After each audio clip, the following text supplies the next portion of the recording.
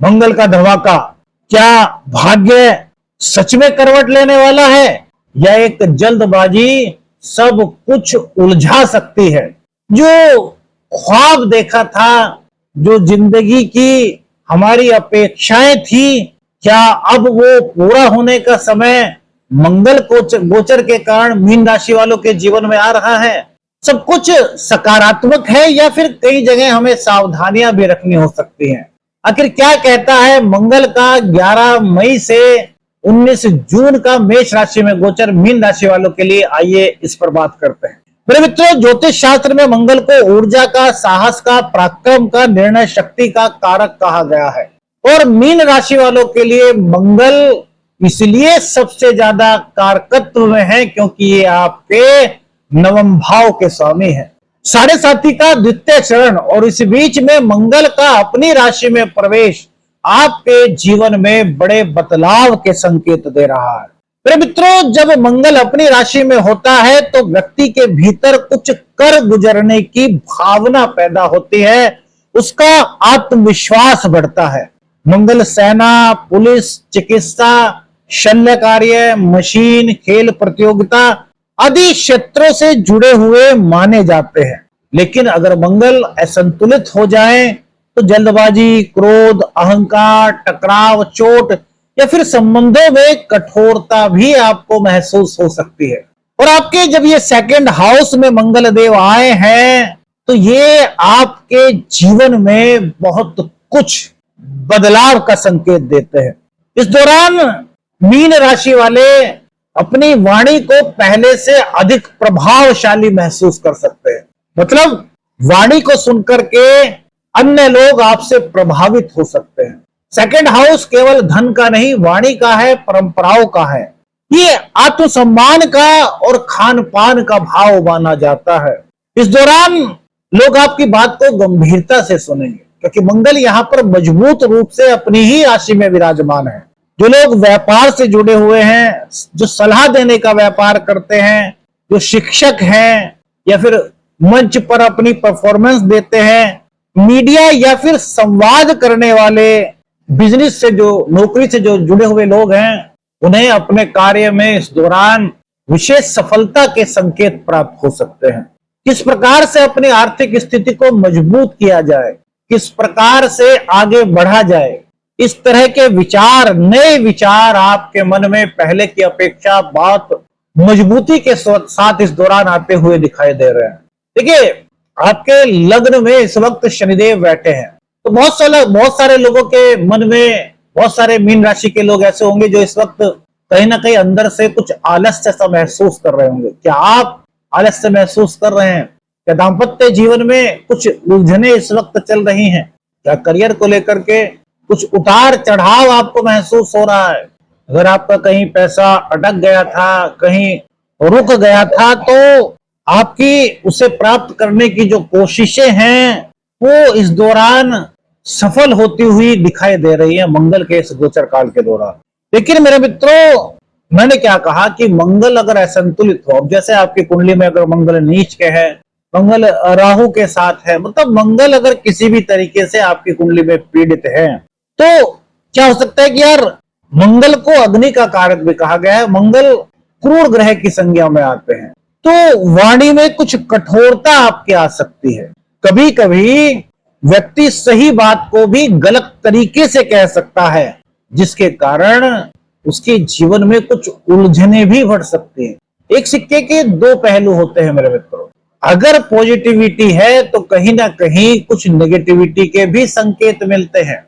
तो हमें सबसे पहले उन चीजों को समझना है जो हमारे जीवन में उलझन पैदा कर सकते हैं। अब यहाँ पर क्या चीज हो सकती है? वाणी भाव में मंगल का आना, तो वाणी में कठोरता, अहंकार, या परिवार के साथ रहते हुए भी अपनी सही बात को गलत तरीके से कह देना, इन चीजों से बचना है। छोटी छोटी बातों पर बहसबाजी करने से बचे, अहंकार से बचे।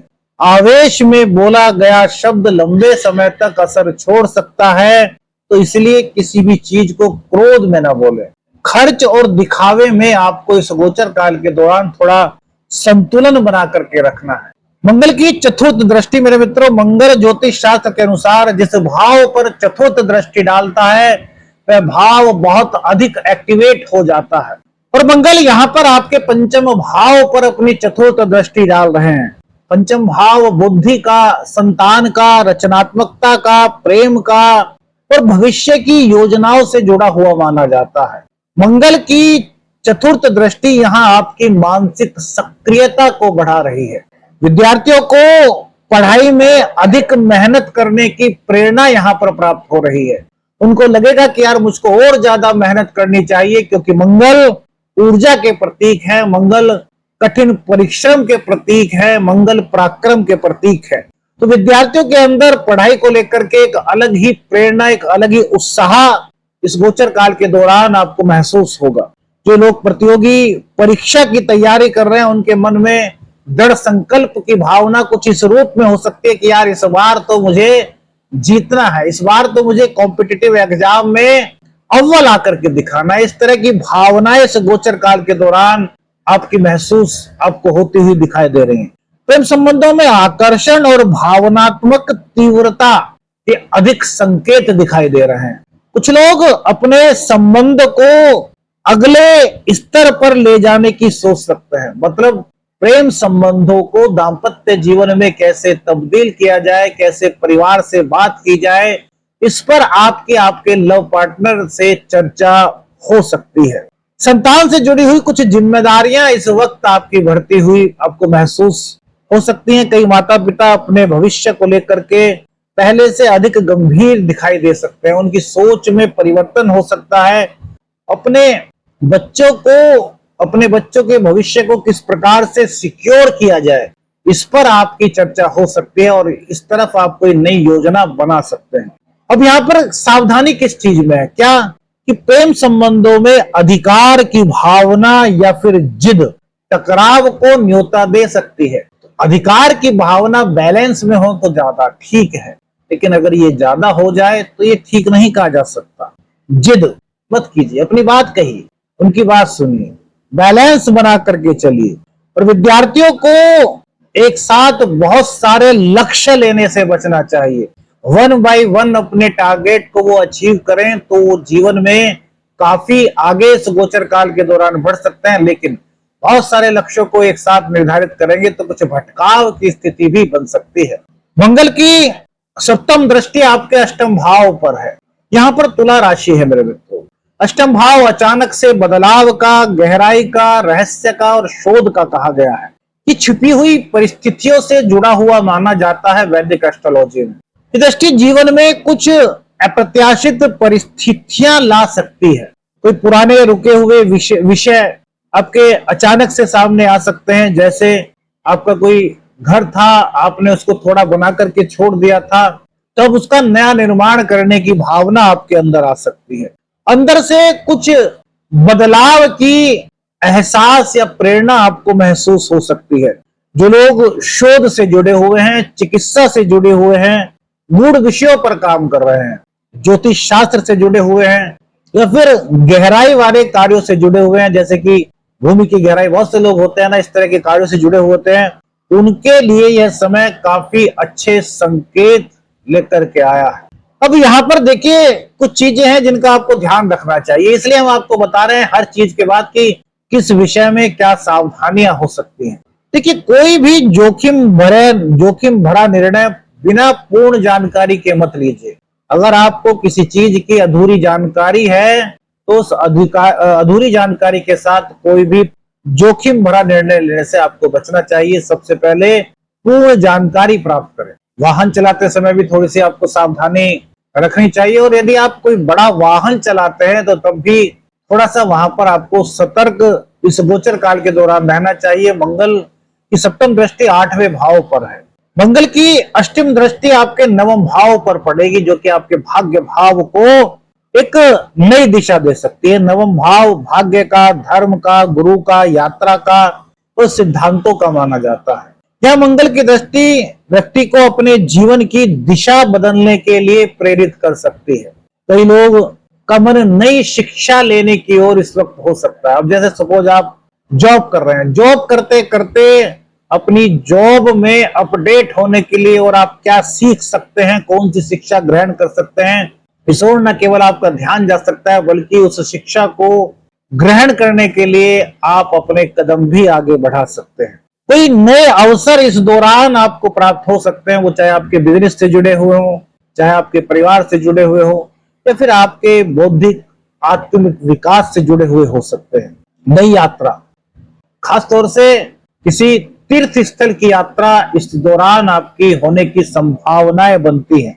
पिता, गुरु, पिता तुल्य व्यक्ति या फिर किसी वरिष्ठ व्यक्ति के साथ आपकी महत्वपूर्ण चर्चा हो सकती है और उनके विचार, उनके अनुभव आपको आगे बढ़ाने में मदद कर सकते हैं। लेकिन अपने अहंकार में आकर के, क्रोध में आकर के या फिर जल्दबाजी के चलते पिता, गुरु, वरिष्ठ जनों की सलाह को अनदेखा करने से आपको बचना चाहिए। भाग्य के भरोसे बैठने के बजाय कर्म पर जितना अधिक ध्यान आपका रहेगा उतने मौके प्राप्त होने की संभावनाएं इस दौरान आपको ज्यादा मिल सकती हैं। करियर की बात करें, कर्म क्षेत्र की बात करें तो कार्यस्थल पर इस दौरान आपकी मजबूत स्थिति दिखाई देती है। आपके अंदर एक नया आत्मविश्वास उत्पन्न हो रहा है। लोग आपकी सराहना आपके कार्य के लिए कर सकते हैं।